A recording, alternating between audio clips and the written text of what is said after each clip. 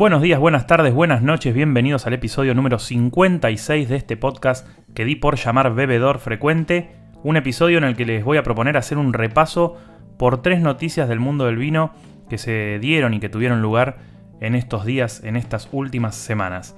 La primera está bien vinculada a la furiosa actualidad y tiene que ver con el índice de aumento de precios de los vinos. Es un informe que elaboran los amigos de Vinodata.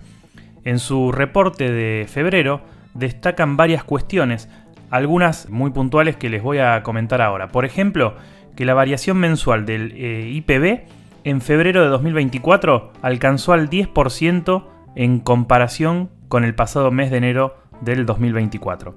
Este dato, cuentan, evidencia una clara desaceleración respecto de la medición de enero, que había dado 37.9, y se alinea con la tendencia observada en el índice de precios al consumidor, el IPC que se utiliza normalmente, que estima además el INDEC, que dio 13,2 en febrero contra 20,6 en el mes de enero. Además, en febrero los vinos ubicados en las franjas de precio más bajas fueron las que registraron aumentos relativamente mayores que el resto. Entonces, aquellas etiquetas incluidas en las gamas que van de 0 a 2.669 pesos y de 2.699 pesos a 4.575 aumentaron más de un 11 de febrero respecto o mano a mano al mes de enero, mientras que las 4 gamas superiores tuvieron incrementos menores al 10%. En el acumulado anual, además, se observa un nivel de dispersión relativamente bajo, ya que la variación de incrementos va del 286% en los vinos que arrancan en 6.800 pesos y llegan a los 13.300, a un índice, a un número de 299% en los vinos que valen más de 19.000 pesos. El 58,4% de las etiquetas incluidas en la muestra que hizo Vinodata para este informe se muestra que registraron aumentos de precio en febrero. La suba de precios promedio observada en esos aumentos que se dieron llegó hasta el 14.2%. Mientras tanto, la variación anual del IPB, que mide febrero 2024 versus el mismo mes de 2023, alcanzó al 292%.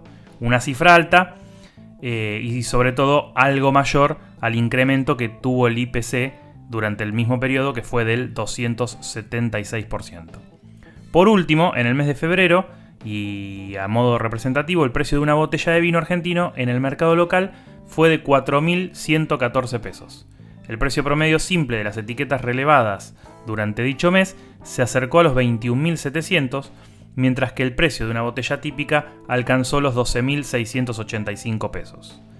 Vinodata, el autor de este reporte que hacen todos los meses, es un centro de investigación dedicado al mercado del vino argentino asociado al Instituto Interdisciplinario de Economía Política de la Universidad de Buenos Aires y al Consejo Nacional de Investigaciones Científicas y Técnicas, el CONICET.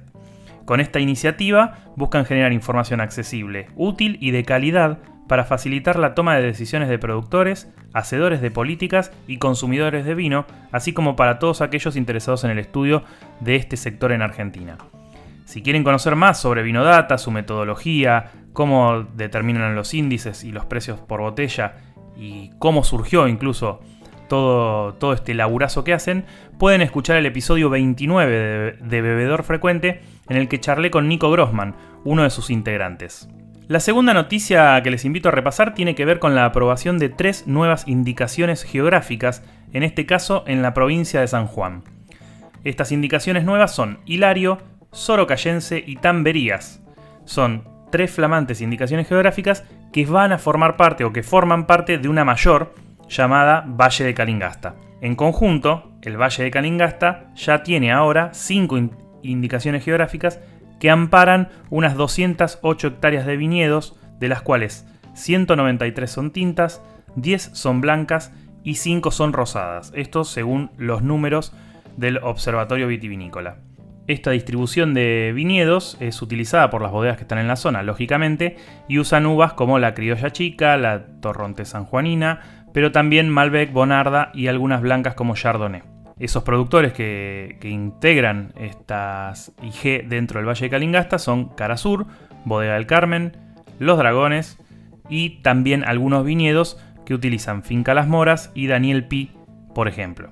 Más allá de que siempre es una buena noticia el surgimiento de nuevas indicaciones geográficas, vale decir que en nuestro país de todas formas hay aprobadas unas 112 IG y que en ciertos casos involucran a un pequeño lugar en el mapa, como puede ser Paraje Hilario, una de las flamantes IG que les estoy contando, como también otras que quizás no están dentro de un circuito vitivinícola, como Victoria en Entre Ríos, y otras que son mucho más grandes, como por ejemplo el Valle de Uco. Lo importante en esto es que la legislación argentina, al estar homologada con leyes internacionales, hace que si en cualquier lugar del mundo se hace mención de alguno de los lugares que remite a una indicación geográfica, puede ser Luján de Cuyo, Cafayate o San Patricio del Chañar, por ejemplo, esa mención va a remitir a puntos en el mapa de la Argentina.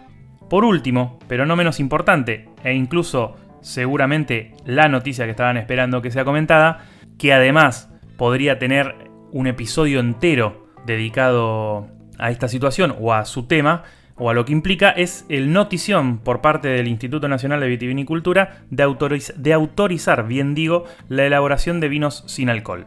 Para esto, en los fundamentos, el INB se basa en evaluación de antecedentes y normativas que hay en otros países del mundo y hace hincapié en habilitar como práctica enológica lícita la desalcoholización de los vinos. Esto significa que, de ahora en más, la industria argentina, con el vino argentino a la cabeza, por supuesto, podrá ofrecerse con baja graduación alcohólica o directamente con cero alcohol, similar a lo que tienen otras bebidas, o mejor dicho, la mayor competidora o una de las mayores competidoras en cuanto a bebidas respecto al vino, que es la cerveza. Sí, esto significa que la resolución 5/2004 incorpora la metodología de elaboración a la Ley General de Vinos, la Ley 14.878. Es decir que los productos vino parcialmente desalcoholizado y vino desalcoholizado o vino sin alcohol van a estar permitidos. Además agrega en el dictamen que las normativas internacionales relativas al tratamiento de desalcoholización de vinos, como así también las referidas a los productos resultantes de este tratamiento, fueron modificadas a través del tiempo, resultando necesaria la actualización de la práctica y definiciones inherentes al proceso de desalcoholización de vinos. Además, en otro de sus considerando, apunta a la utilización de diferentes equipos para llevar adelante esta desalcoholización parcial del vino, teniendo como indicadores técnicas separativas de membranas, de destilación y evaporación. Por su parte, la Organización Internacional de la Viña y el Vino define a la bebida obtenida por desalcoholización de vino a aquella que luego de ser sometida al tratamiento de extracción de alcohol resulta con un grado alcohólico volumétrico entre 0,0 y 0,5 de volumen. En la resolución se establece que para realizar la práctica de desalcoholización solo se podrán utilizar los equipos que autorice el INB, quien va a fijar la disminución máxima de grado alcohólico y la merma de cada uno de ellos. Ojo, hay que decir también que desde hace varios años en el mercado argentino existen vinos con menor contenido de alcohol que rozan los 10% de volumen. Para ir cerrando, la nueva resolución estipula como vino parcialmente desalcoholizado al producto obtenido por desalcoholización parcial de vino que presenta una disminución del contenido alcohólico del vino por desalcoholización superior al 20% de volumen, siempre que su contenido alcohólico volumétrico sea igual o superior a 0,5% de volumen. En otro de sus artículos, la normativa dispone que el vino con corrección de alcohol, es decir, la reducción del contenido alcohólico, el vino parcialmente desalcoholizado, vino desalcoholizado o vino sin alcohol y el volumen de la mezcla hidroalcohólica y su grado alcohólico absoluto deberán permanecer separados del resto de los productos existentes en el establecimiento vitivinícola y serán considerados como un agrupamiento independiente a los efectos de poder ser fiscalizados. Bien, entonces veremos cómo se acomoda cada una de las bodegas que se decida por elaborar vinos sin alcohol. Lo cierto, lo claro, es que las tendencias de consumo en general y del vino en particular vienen transitando cambios en este sentido y en la utilización de menos alcohol, así que veremos cómo se acomodan los distintos jugadores que actualmente elaboran vino en nuestro país. Si les gustó el episodio, me sirve muchísimo que se lo compartan a sus amigos y conocidos. Además, pueden calificar Bebedor Frecuente en Spotify o en su app de podcast favorita. Hasta el próximo episodio. ¡Salud!